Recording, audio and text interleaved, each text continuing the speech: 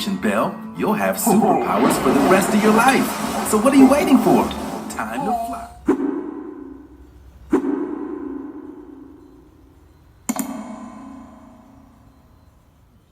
The history of what is today the Philippines commenced with the arrival of its inaugural human settlers.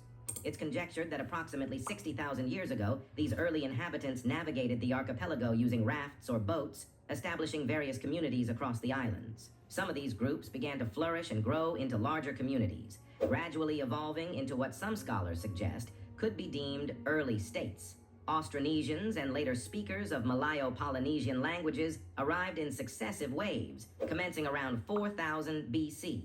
Based on available evidence, a jade culture thrived in these territories, dating back to the Neolithic era. Around 1000 BC, it is postulated that the inhabitants of the archipelago had diversified into 4 distinct societal structures: tribal groups, warrior societies, the Pitsi plutocracy, and the harbor civilizations. Additionally, metallurgy reached the archipelago through trade with India, marking a significant advancement in their technological and economic landscape. Between 300 and 700 AD, the seafaring communities of the islands initiated trade with the Indianized kingdoms in the Malay archipelago and neighboring East Asian principalities. This exchange led to the adoption of cultural influences from both Buddhism and Hinduism, enriching the cultural tapestry of the region. Some cultures in present-day Vietnam exhibited evidence of an extensive trade network, facilitating the exchange of various artifacts and goods such as glass, agate, and gold. Additionally, archaeological findings suggest the presence of imported items, including ear ornaments discovered in sites across the Philippines, Thailand, and Taiwan. During the 1st century, Indian culture began to exert its influence on the Southeast Asian region. This influence intensified during the reign of the South Indian, Pallava dynasty, and the North Indian Gupta Empire, leading to the spread of Indian culture to Southeast Asia, including the Philippines. Consequently, new kingdoms emerged in the region, deeply influenced by Indian culture and traditions. The oldest Philippine document discovered to date is the Laguna copperplate inscription, dating back to 900 AD. This inscription, written in Kawi script, details the clearing of a debt owed by the bearer, Namwaran, and his children by the ruler of Tondo. Remarkably, this document represents one of the earliest instances of the use of mathematics in pre-colonial Philippine societies.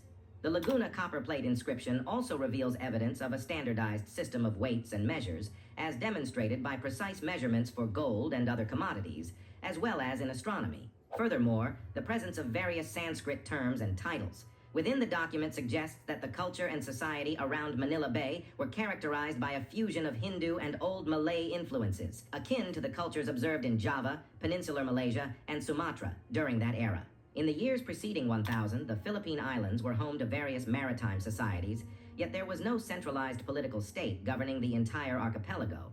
Instead, the region comprised numerous semi-autonomous city-states, overseen by a plutocracy, while highland societies also coexisted.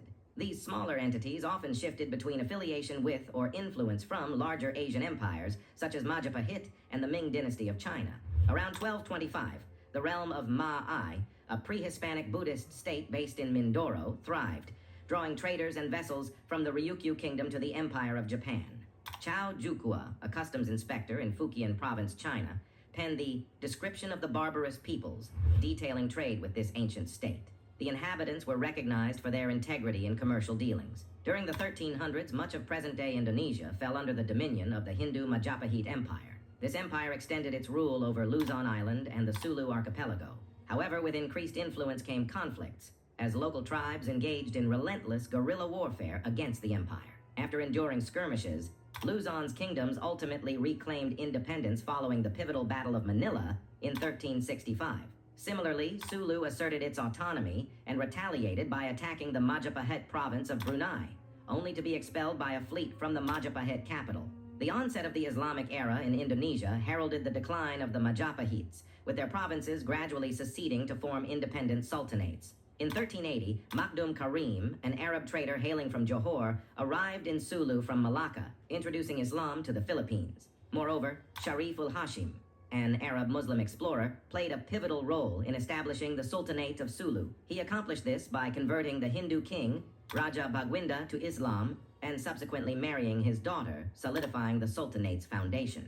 By the late 15th century, the Sultanate of Maguindanao emerged as a significant power in the region. This period also witnessed the introduction of Islam to the area, facilitated by Muslim missionaries and traders from the Middle East, India, and Malay regions. Similar to earlier periods influenced by Buddhist and Hindu cultures, the arrival of Muslim culture left a profound impact on the archipelago, shaping its society, traditions, and institutions. Following Brunei's secession from the Majapahit Empire, they sought legitimacy by importing Sharif Ali, an Arab emir from Mecca, and established themselves as an independent sultanate. Over the next decades, Islam began to take root in the Philippines through a combination of conquest and the conversion of local leaders. Furthermore, the religion gained momentum with the influx of traders and proselytizers from Malaysia and Indonesia, further solidifying its presence in the region. In 1521, the Spanish arrived in the archipelago as part of the expedition around the world led by Portuguese-born Spanish explorer Ferdinand Magellan. Claiming the islands he encountered for the Spanish Empire, Magellan established friendly relations with some of the local leaders and converted some of them to Roman Catholicism.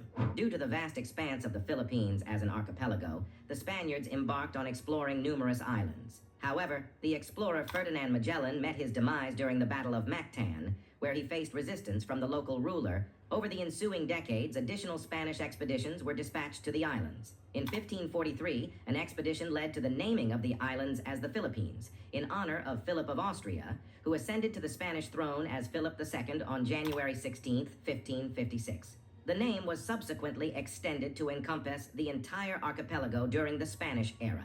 European colonization gained momentum when Spanish explorer Miguel López de Legazpi arrived from Mexico in 1565, establishing the first European settlements in Cebu. Through a combination of diplomatic maneuvers and military annexations, which included incorporating local states like the Kingdom of Tondo, the Spaniards established Manila as the capital of the Spanish East Indies. In 1578, the Castilian War erupted between the Christian Spaniards and Muslim Bruneians, vying for control of the Philippine archipelago. The Christian troops were notably diverse, comprising people under Spanish rule, including Native Americans such as Aztecs, Mayans, and Incans.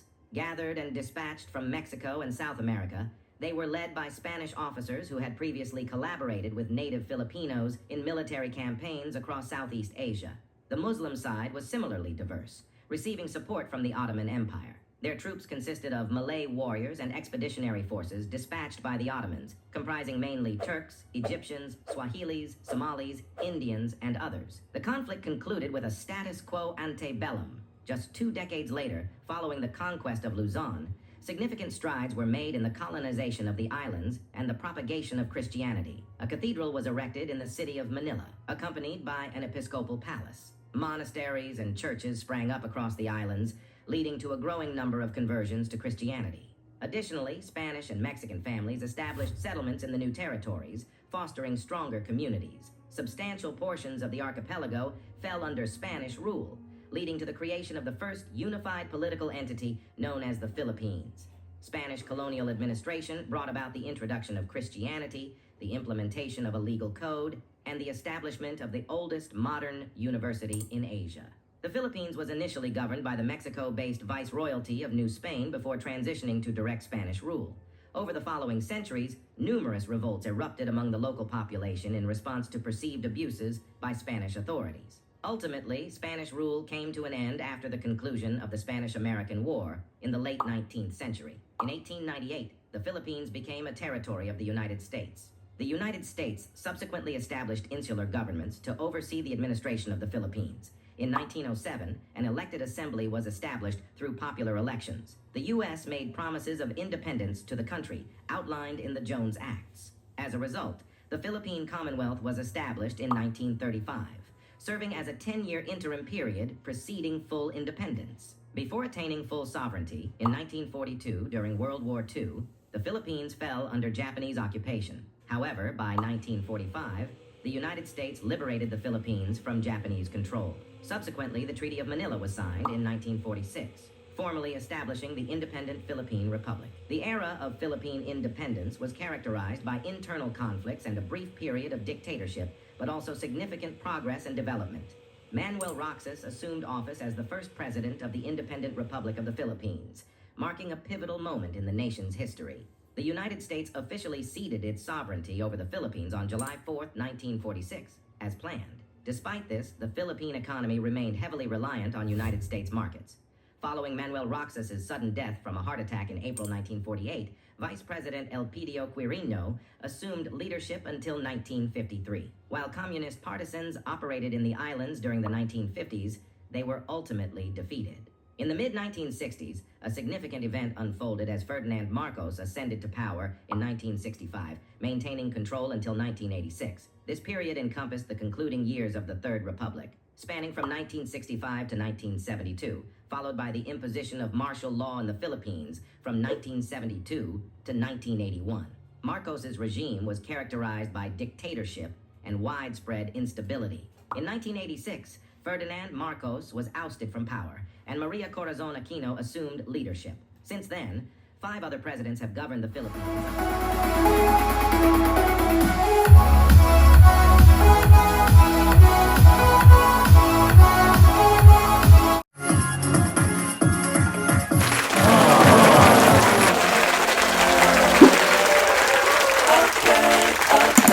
Okay.